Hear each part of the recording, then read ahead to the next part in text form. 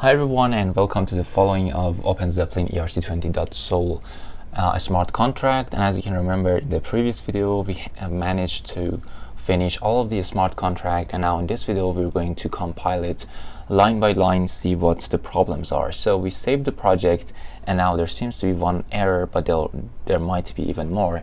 So let's add semicolon to the ending of these two lines, save them. There seems to be another one here in the line 100. So here uint 256, we have extra space. Let's save this. Two more errors somewhere about here. So we've got another problem here, address owner, address spender, and oh, it's about allowances here. It hasn't got an underline. So here there seems to be another problem. Let's see what it is. Oh, it's an extra s after bool. Let's save this, and there seems to be other problems too. So let's check this one here. So this is uint 256. Oh, uint 256 like this, and save this. So there seems to be more problems here, so all of them related to allowance. Let's check the mapping. Oh, it's allowances and it's an underline. So let's save this. Again, two more errors. So here the sender actually doesn't get an underline. As you can see, we've got sender and sender, no underline needed. And let's save this. In this one we've got allowances with the underline. Let's save this. 5 more errors, and let's see what they are. Oh, here we need account. As you can see, we've got the balances of an account. So if you don't have the account, then there will be it is meaningless. It makes no sense.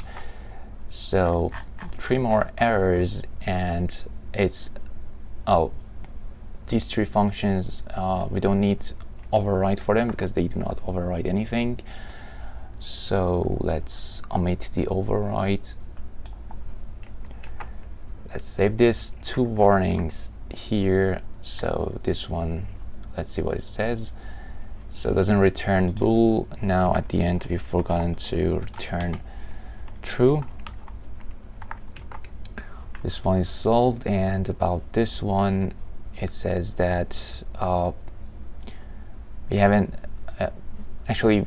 used the address account, so we can omit it from the function.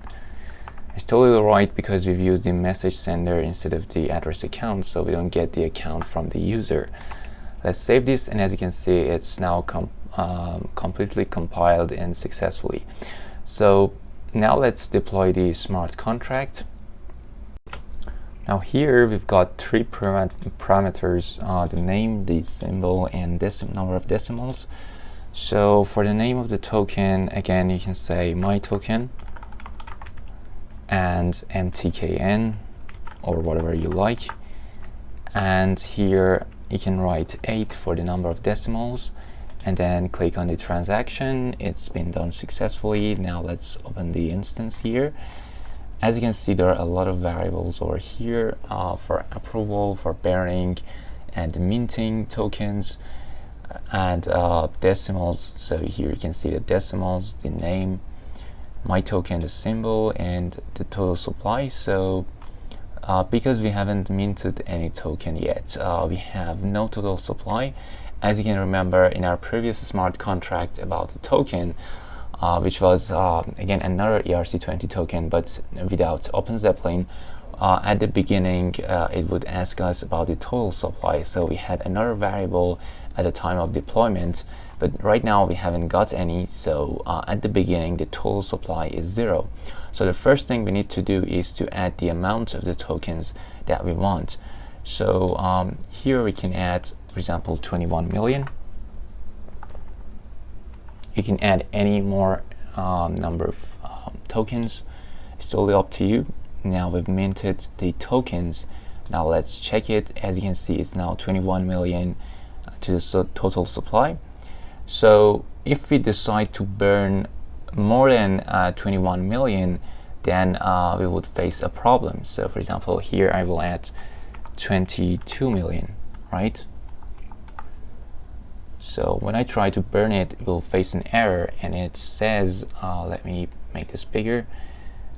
So the transaction has been reverted to the initial state, reason provided here. So ERC20 burn amount exceeds the balance. And here we've got 21 million tokens minted, but a greater number burned. So here let's change the number to, for example, let's omit the half of the tokens like Bitcoin, right? So Bitcoin does this every 4 years. And for example, here we do this at the beginning. So here, for example, we burn 10 million and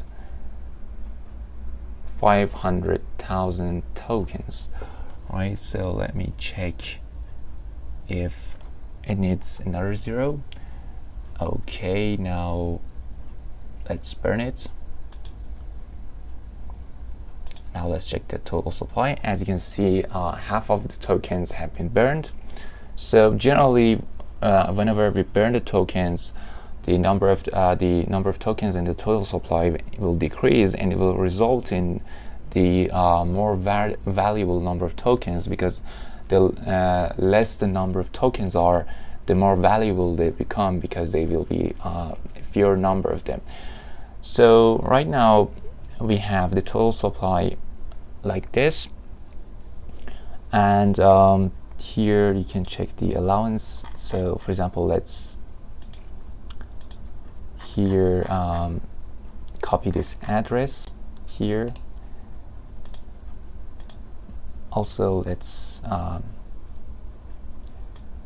copy this right over here, and Control A, remove this, get back to the account that has deployed the contract, and the address, enter the address of the owner, and see if there's any allowance. The allowance is 0 because we haven't allowed that address to spend the number of tokens. So we can do this with the approve, and then also we can increase the allowance or decrease the allowance. So here we've tried the burn and mint, and we had done the approval and also transfer and transfer from in the previous smart contract. So we'll not go after those because it might be actually a repetitive task for you. So you can test it for yourself if you like. So that's it for this smart contract. This is a one of the most complete smart contracts that you can write for a token, but you may need to add some other features, some other functions to this smart contract. You don't necessarily have to write all of the functions. You can have a number of them with a mixture of other functions. So it's totally up to you what kind of token you want to create.